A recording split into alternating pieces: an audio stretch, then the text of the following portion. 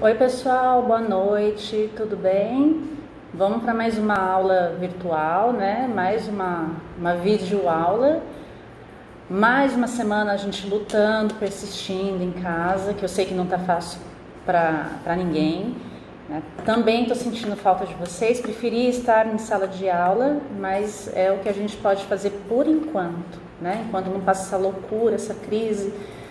Eu espero que vocês estejam se protegendo, estejam em casa, né? Aos que obrigatoriamente têm que sair, que se cuidem, né? Tomem todas as medidas de prevenção, porque a prof quer voltar para a aula e saber que todo mundo ficou bem durante esse período, tá joia? Então, vamos continuar a nossa aula, né? Na aula passada a gente falou de usufruto. E então a gente vai dar continuidade a esse Instituto do Usufruto, porque ele vem casado com mais dois coleguinhas que são o uso e a habitação, né? Então vamos, para a gente fechar esse trio parada dura aí do usufruto, uso e habitação, né? Vamos entender agora a parte do uso e da habitação.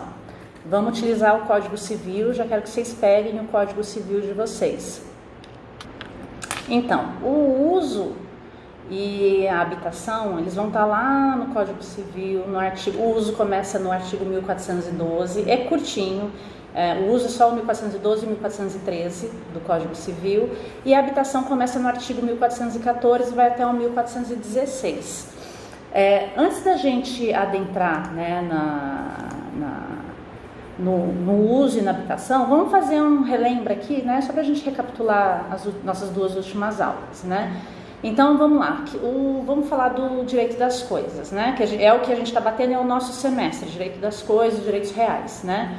Então a gente já sabe que o direito das coisas é o Instituto de Direito, né, Civil, que vai tratar do quê? Das relações sobre os bens corpóreos, né? Que possam ser apropriados pelo homem, né? Então dentro do direito das coisas, a gente que a gente vê os direitos reais, né? E aí o que é o direito real? É aquele que dá que interfere, né? Que influi no poder jurídico, né? Direto e imediato do sujeito em relação ao quê? A coisa, ao bem, né? Então, dá uma exclusividade, né, para essa pessoa em relação a todas as outras em relação a esse bem. Então a gente precisa ver, né, a finalidade desse usufruto que a gente viu na aula passada. Vamos dar uma relembrada aqui, né, o uso e a habitação como essa parte do direito real. Porque é direito real, porque também são coisas que vão influir do direito do homem diretamente com o bem. Então, vamos lá. O usufruto e a habitação são áreas das quais elas estão dentro do direito civil, né, dentro do direito das coisas, e os doutrinadores as definem dentro desse direito das coisas, né? Então, vamos entender, por exemplo, na fala do Clóvis Bevilacqua. Vamos ver o que o Clóvis Bevilacqua fala, né? Em relação ao direito das coisas, né? O que é o direito das coisas? É o complexo de normas reguladoras das relações jurídicas referente às coisas suscetíveis de apropriação pelo homem. Tais coisas são ordinariamente do mundo físico, porque sobre elas é que é possível exercer o poder de domínio, né? Então, quando a gente fala do direito das coisas, eu estou falando dessas relações jurídicas, né, que podem ser apropriadas pelo homem. Então, isso é o direito das coisas, né? E essas coisas no nosso mundo físico, né, são assim, comumente, são de forma comum do nosso mundo físico, porque através delas que o homem exerce o seu domínio, né? Então, o usufruto, o uso e a habitação vão estar inseridos dentro do direito das coisas, né? Então vamos ver o que a doutrina fala, né, sobre o tal do direito real, né? O Lafayette Rodrigues Pereira, ele traz uma definição, vou ler aqui para vocês. Direito real é o que afeta a coisa direta e imediatamente, sob todos ou sob certos respeitos, e segue em poder de quem quer que detenha, Então, lembra daquele direito que o possuidor e o proprietário têm de defender as coisas? A gente está falando do direito real, porque liga ele diretamente aos direitos que ele tem de propriedade, de posse, né, em relação à coisa. Então, é um direito real que nasce para aquela pessoa que detém a coisa. Então, os direitos reais, né, sobre coisas alheias, elas vão se referir sobre a propriedade, né, onde a gente vai ter vários elementos, que nem usufruto, uso, habitação, por exemplo, que a gente vai dar continuidade hoje. Então, essas peças do direito real, elas não necessitam estar exclusivamente na mão do proprietário, né, podendo assim ser conferidas por um terceiro, que nem o possuidor, né, o usufrutuário, né, os terceiros que podem também estar se utilizando dessa coisa, né? A gente não vai ter assim uns critérios muito precisos em relação à distinção do direito real, né, dos direitos pessoais. O que a gente tem como regra máxima, né? Direito pessoal, eu sempre vou depender de outras pessoas, vai nascer da obrigação, da relação entre pessoas, né? E os direitos reais em relação às coisas, né? Então, a natureza jurídica, né, desses direitos reais, a gente vai ter mais como de ordem pública. Lembra, direitos reais têm natureza de ordem pública, tá? A natureza jurídica dela.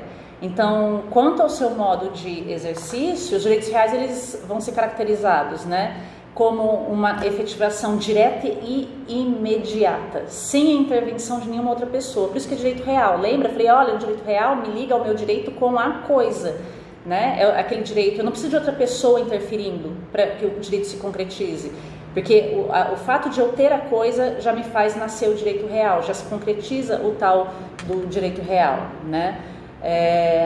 Então, o usufruto, ele nasce então desse direito real. O que é o tal do usufruto? Vamos já resolver o tal do usufruto para a gente entender aqui, né? Então, o usufruto é o direito que a gente viu na última aula, inclusive, né? Em específico, de gozar da coisa alheia enquanto temporariamente destacado da propriedade, né? Ou seja, é um direito que o sujeito tem de desfrutar temporariamente de um bem alheio sem que ele tenha que ser seu proprietário, né? E sem que altere a substância dessa coisa também, né? O uso, por sua vez, é o direito que o sujeito tem de usar uma coisa e dela retirar o que for de acordo com as suas necessidades e de sua família, sem dela retirar vantagens. Olha só, o usufruto eu retiro vantagens, o uso eu não retiro vantagens. No usufruto eu vou usar a coisa? Sim, eu vou usar a coisa, mas eu vou poder retirar inclusive as vantagens, tá? Porque o usufruto por si só, ele não vai alterar o principal, né? Agora no uso não, o uso eu vou utilizar a coisa, mas eu não vou auferir vantagem pela utilização dessa coisa, tá? Então, o que vai diferir, né? Uma vez que o usufrutuário retira das coisas todas essas utilidades, tá? Ou seja, o sujeito goza da coisa alheia como se fosse o seu proprietário, né? Então, o usufruto dá essa característica de que o usufrutuário haja como um proprietário, tá? E no uso não. Já a habitação, que a gente vai ver por menor ainda também, tá? É um uso limitado, né? Vai consistir no uso de um imóvel para sua habitação e de sua família. É a faculdade que o sujeito tem de residir em um determinado local. O titular desse direito, ele não vai poder fazer nada com a casa ou prédio alheio, a não ser habitá-lo, morar com a sua família, tá? Então, grosso modo, a gente vai ver os pormenores, tá? Então, uma pincelada aqui. Vamos dar uma relembrada do tal dos direitos reais, né? Que a gente sabe que está lá no artigo 1225, né, do Código Civil. O que são os direitos reais, então? Relembrando o que eu falei agora também aqui no começo, né? São regras de direitos patrimoniais, tá? Que vai tratar da influência do homem ligado diretamente com essa coisa, com esse bem, né? A propriedade, vai ser o principal objeto do direito real, né? As coisas públicas, a gente já viu na aula retrasada, jamais serão apropriáveis, por isso que não existe uso capião de bem público, tá? Os demais direitos reais, né, que são o usufruto, uso, habitação, superfície, servidões, né, o direito do promitente comprador, o penhor, a hipoteca e a anticrese, são os que estão dispostos lá no artigo 1225 do Código Civil. Então, o artigo 1225 do Código Civil me traz a lista quais são os direitos reais, tá?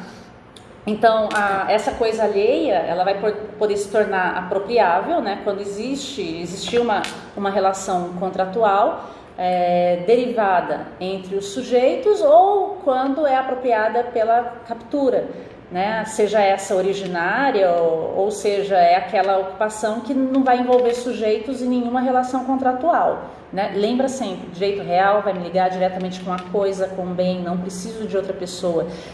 No direito obrigacional, né, nos direitos pessoais, eu dependo da outra pessoa para que ele venha existir, porque eu me comprometo. Inclusive, só se dá extinta a obrigação quando eu cumpro a minha obrigação em relação àquela outra pessoa. Então, olha só, eu preciso de um outro sujeito, né? No direito real, não, eu dependo da coisa, tem que existir a coisa, a minha ligação com a coisa, e o direito existe decorrente dessa ligação, tá? O direito real, né? Ele pode se subdividir em algumas partes, né? Em 3 partes, a doutrina relata, né? A primeira diz respeito à legalidade e à tipicidade, né? Ou seja, os direitos reais só vão poder existir se antes eles estiverem previstos em lei. A segunda, né, parte fala sobre a taxatividade, ou seja, a enumeração desses direitos reais ela é taxativa. Lembra que eu falei direito obrigacional? A gente pode ter um leque, vários, né, direitos criados, inclusive aqueles inominados que não estão dentro do Código Civil. O real não. Direito real, ele é taxativo, são aqueles e ponto final, não dá para criar modalidade, tá? Uma terceira parte, né, que seria também a publicidade, ou seja, tem que ter um registro da coisa, né, para que o direito real venha existir. A quarta fala de uma eficácia erga omnes, ou seja, para todos, em relação a todos, né, porque aplica-se a todas as pessoas indistintamente. Uma quinta parte, né, explica sobre a inerência ou a aderência, né, porque o direito real ele vai aderir a coisa no seu todo. Uma sexta parte fala, né, e última, seria da sequela, em que se trata como consequência da característica anterior, né, a inerência ou aderência dos direitos reais. E essa última fase acontece quando o titular do direito vai atrás da coisa para buscá-la onde quer que ele esteja, ou seja, ele exerce a sequela dele, né? Ou seja, eu vou exercer minha sequela, eu vou atrás daquilo que é meu. Ok, relembramos aqui aulinhas passadas em relação ao direito real. Usufruto, vou dar uma pincelada do que a gente viu na última aula, né? Na nossa última videoaula, né? Então, o que é usufruto? Direito real que confere a alguém, né? Que se confere, né? Um direito real que é dado a alguém para poder retirar de coisa alheia por certo tempo os frutos e as utilidades que lhe são próprios, né? Desde que não altere a substância ou o destino dessa coisa. Então, no Código Civil, os artigos não trazem um conceito de usufruto, ele traz a regulamentação do usufruto, né? Então, é onde a gente consegue ver as regras da existência e extinção do usufruto, tá? A classificação, né, do usufruto, se dá sobre o parâmetro de gozo ou fruição da coisa alheia, né? Ou seja, o titular é quem recebe o direito, tendo o titular do usufruto, né, que recebe o direito, tendo a prerrogativa de usar ou gozar, utilizando-se dela de forma semelhante ao proprietário. No usufruto, eu vou ter a figura do proprietário e do nu-proprietário, né? Do usufrutuário e do nu-proprietário, né? Nesse instituto, que vai distinguir os direitos de um e de outro, são os proveitos da coisa, né? Em benefício do usufrutuário e a forma que permanece o direito desse bem com o nu proprietário, né? Em suma, o usufrutuário vai ter a posse direta da coisa, né, do bem, sendo então o possuidor direto desse bem, e o nu proprietário, ele é o possuidor indireto do bem, né? Então ele é o proprietário, mas que passou o direito de posse dele, né? Então agora ele é o possuidor indireto do bem, tá? Vamos então ver aqui agora, começar, depois desse relembra, né? Direito real, direito das coisas e usufruto. Vamos falar do uso, né? O que é o tal do uso? O uso, ele tem muita semelhança com o usufruto, por essa razão que o legislador manda que se aplique quando couber as regras do usufruto, no uso também, tá? O uso é mais nada do que o direito da gente se servir dessa coisa alheia, tá? Na medida em que suas necessidades próprias e de sua família, né, do usuário, né, tem essas necessidades próprias, ou suas ou da sua própria família também, vierem a se colidir, né, vierem a entrar num liame, né, porém sem lhe retirar as vantagens, tá? Diferente do usufruto, que ele vai retirar da coisa todas as utilidades que dela podem resultar, inclusive as vantagens. Então, olha só, o usuário, ele utiliza a coisa, mas ele não deprecia a coisa, ele não vai tirar as utilidades, né? Ele não vai depreciar a coisa, ele não vai tirar vantagem das coisas. Agora, o usufrutuário não, ele já tira a vantagem das coisas.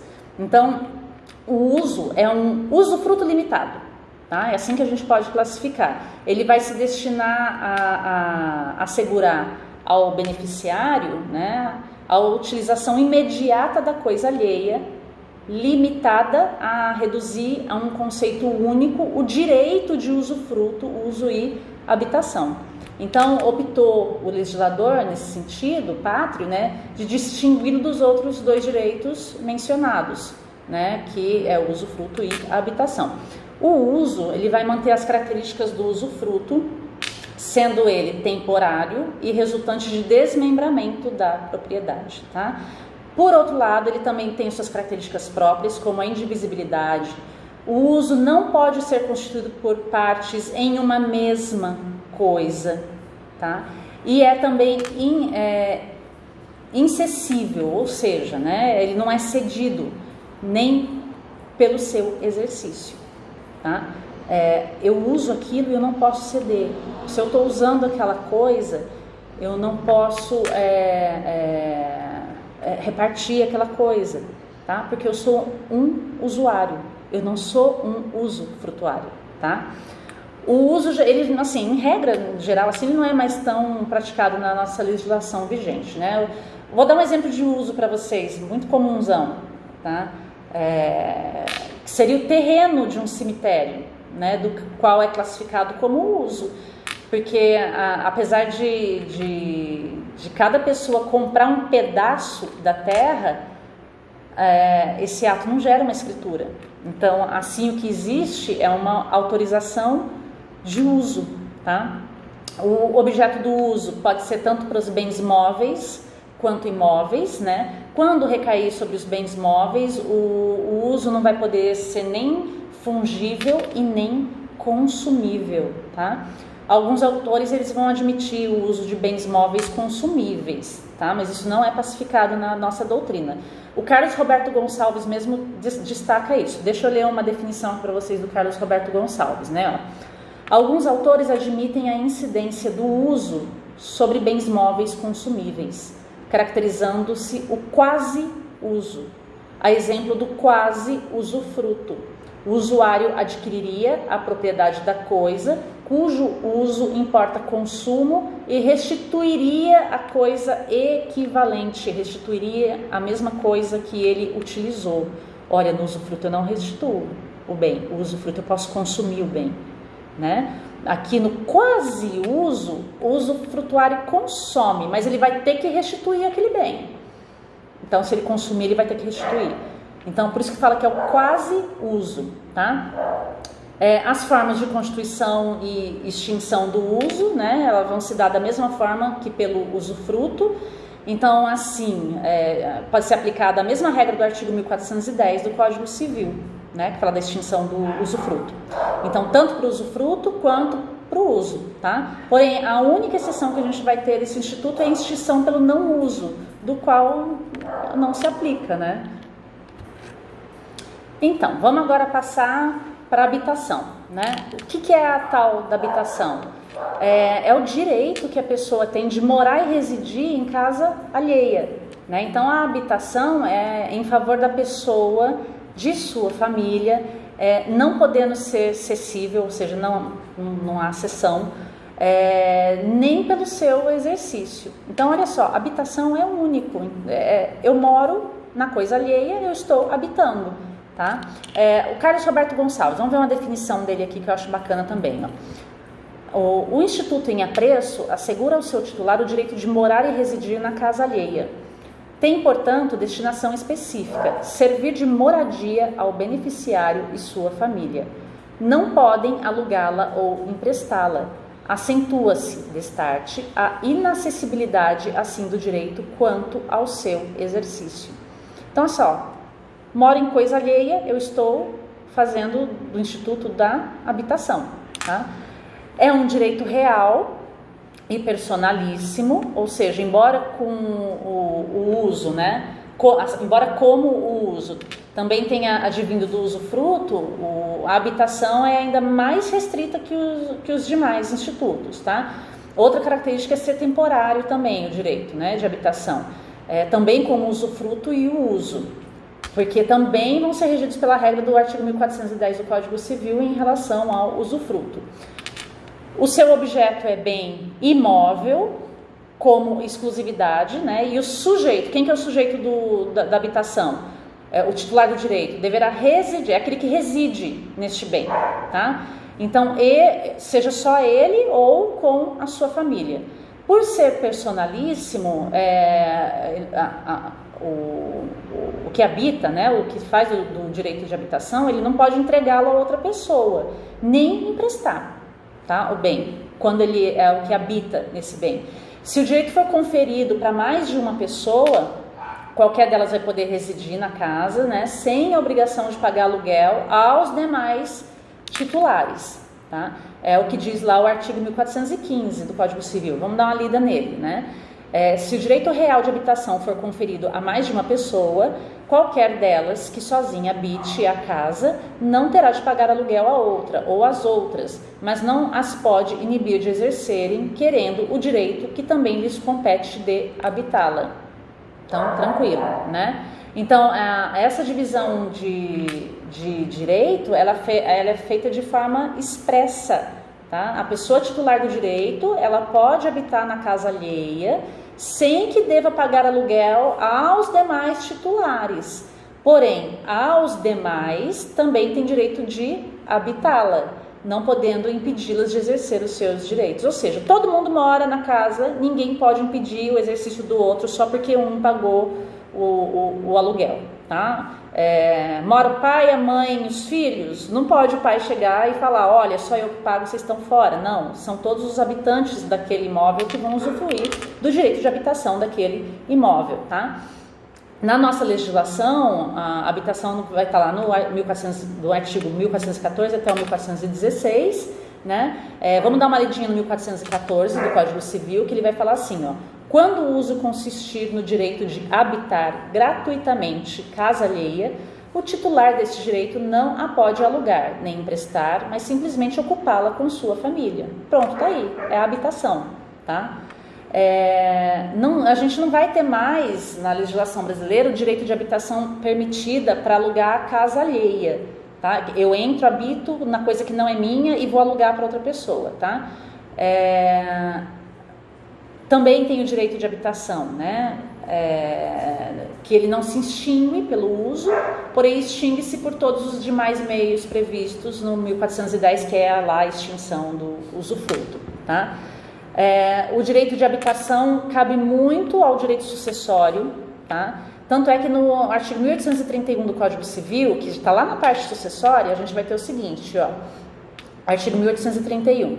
Ao cônjuge sobrevivente, qualquer que seja o regime de bens, será assegurado, sem prejuízo da participação que lhe caiba na herança, o direito real de habitação, relativamente ao imóvel destinado à residência da família, desde que seja o único daquela natureza a inventariar. Então, olha só, o direito de habitação já cravado no artigo 1831 em relação ao cônjuge sobrevivente, né, que ninguém vai poder tirá-lo dali do imóvel, né, até que se resolva as partes da herança e principalmente quando o único imóvel, o único bem a ser inventariado por parte da pessoa que faleceu, né, do decujus. Então, o que a gente tem aí, né, na lei que ela quer dizer que todos os herdeiros necessários, né, têm o direito de habitar no imóvel destinado à residência familiar, né, desde que seja o único imóvel a ser inventariado. Ao viúvo e à viúva também é concedido esse direito de habitação na herança. Mesmo que o cônjuge sobrevivente seja herdeiro, né, ou legatário, ele não vai perder esse direito de habitação. Tá? Então, olha só, uso e habitação a gente dá uma definição, uma resumida, né, uma compreensão junto com o usufruto que casam com esses direitos reais. Vamos dar uma sapeada agora também, uma olhada, né, em quais são as ações decorrentes do usufruto, do uso e habitação. Se alguém infere meu direito de usufruto, de uso e habitação, né, que tipo de ação que eu posso propor para resguardar o meu direito, né? Então, como eles são muito semelhantes, né, tanto na forma de constituição, na forma de extinção, as características são muito similares, as finalidades, né, a parte processual também competente vai ser muito similar, né. O sujeito que desejar buscar o processo, né, para resolver suas questões que envolvam o usufruto, uso ou habitação, vai poder se valer de uma açãozinha chamada ação reivindicatória. Eu já falei da ação reivindicatória para vocês, tá? Que dentro do exercício de sequela, né, de buscar o seu direito, buscar o seu bem, né, ou buscar o seu direito real, né, contra o proprietário ou o terceiro envolvido que está impedindo o direito de usufruto, uso ou habitação, tá? Se precisar provar a existência do direito de usufruto, do uso ou da habitação, tá falando agora da existência, eu tenho que provar a existência disso, tá? A ação processual cabível é a ação confessória, tá? Pois ela tem efeito mandamental de ordem, possui finalidade de entregar a coisa ao autor, tá? Então vai ter um autor. O efeito mandamental, que vai ser essa ordem, né, para fazer com que seja entregue a coisa para o autor, né? Ou seja, aquele que quer provar que ele tem um direito de usufruto, de uso ou de habitação, tá? Vai acontecer nos casos que o proprietário ele nega, né, esse direito real para o interessado, ou seja, para quem é o possuidor do direito. A gente vai ter um outro tipo de ação também, que é a ação cominatória, né? O que é a tal da ação cominatória? Ela vai ser válida nos casos dos sujeitos usufrutuários, né? No caso que os usufrutuários, os usuários ou os habitadores, né? Para obrigar o proprietário a entregar a coisa. Então perceba, agora o proprietário não quer entregar a coisa. O usufrutuário, por exemplo, ele quer usufruir e o proprietário não entrega. O habitador também quer usufruir do bem, quer utilizar o bem, né? Quer acontecer a sua habitação, mas o proprietário se nega a entregar a coisa. Então qual que é a ação judicial que eu vou entrar? Ação cominatória, tá? E ela pode ainda ter multa diária para casos do proprietário não entregar a coisa, né? Seja para o usufrutuário, para o usuário ou para o habitador, tá? Ela vai ser movida contra o próprio proprietário, né? Então, usufrutuária, por exemplo, quero o bem para eu poder usufruir, então eu vou mover contra o proprietário, tá? E qual que é o objetivo dessa ação? É reivindicar o meu direito, é uma ação reivindicatória, tá? Eu vou utilizar do meu poder, do meu direito, do poder ter a coisa para obrigar esse proprietário a me entregá-la, tá? Então essa medida possessória ela só vai ser possível, né, se eles já estiverem, né, dentro da posse da coisa, tá? Então o proprietário está em posse da coisa, ele não quer me entregar a coisa, então eu vou lá e entro com a ação cominatória, tá? Uma dúvida que surge, né, é em qual instituto que o sujeito, né, sob domínio do direito da coisa, que estiver valendo-se é comum, né, devendo o titular, quando essa dúvida vier a existir, utilizar-se a ação declaratória. O que isso quer dizer? Eu não consigo identificar quem é que tem o direito de estar sobre a coisa, mas eu sei que eu tenho o direito sobre a coisa, tá? Então eu entro com uma ação declaratória, ou seja, eu peço para o juiz reconhecer o meu direito, tá? Então eu vou pedir para ele declarar através de decisão judicial este meu direito, porque daí eu tenho um título, que é a decisão judicial, que vai comprovar que eu tenho o direito, eu tenho uma declaração dada pelo juiz, tá? E aí que vai poder me dizer quem que é, por fim, o usufrutuário da coisa, ou o usuário, ou quem que tem que habitar a coisa. Então, quando eu tiver esses conflitos de não saber quem que é o usufrutuário disso mesmo, agora eu estou tendo esse tipo de conflito, né? Então eu vou ter que entrar com uma ação declaratória para que o juiz decida quem que detém o poder realmente de usufrutuário, por exemplo, de usuário ou de habitador da coisa, tá? O proprietário ele também vai poder exigir uma caução, né, e requerer que medidas cautelares para que se impeça, né, o estrago do bem, né, a deterioração da coisa ou a perda dessa coisa, tá? E por último a gente vai ter uma ação negatória, né, que ela é utilizada para dar poder ao titular do direito para agir contra quem ofendeu, turbou, né, dizendo que também possui o direito sobre a coisa. Então, esse direito real, ele é limitado e essa ação, inclusive, pode se voltar contra o no proprietário, né, que é o possuidor indireto. Nos casos em que esse possuidor indireto é quem esteja obstando o direito real do sujeito usufrutuário, usuário ou do habitador, né? Então a lembração negatória é direito negativo, né? Então é assim, é dizer não, aquele não entra, aquele não é o usufrutuário, aquele não é o usuário, aquele não é o habitador. Então eu entro com a ação negatória para já me respaldar do direito, porque aquela pessoa já está sendo impertinente, aquela pessoa já está dizendo que é dela, ela já está querendo tomar o bem. Então eu vou lá e falo, peraí, vamos então identificar as coisas? Então eu vou entrar com a tal da ação negatória, tá? Bem, gente, é isso. Eu queria dar essa concepção geral do uso e da habitação. Não são complexos, eles são bem simples. O usufruto que é o mais comum, a habitação também, né? Porque a gente está falando de morar em coisa alheia. Quantas pessoas não moram em coisa alheia, tá? Eu vou encerrar por aqui hoje. São esses dois institutos, tá? Porque eles vão se casar com o da aula passada, que foi o usufruto. Eu vou estar no WhatsApp com vocês no decorrer da aula. Se tiverem dúvidas, vocês me questionem. Então, no SEI hoje a gente vai ter a videoaula, o texto da aula e vai ter um exercício sobre a aula também, tá bom? Prof, tá com saudades? Não vejo a hora de a gente estar de novo em sala de aula, tá joia? Eu espero que vocês estejam se cuidando e até a próxima então, tá joia? Um abração, gente!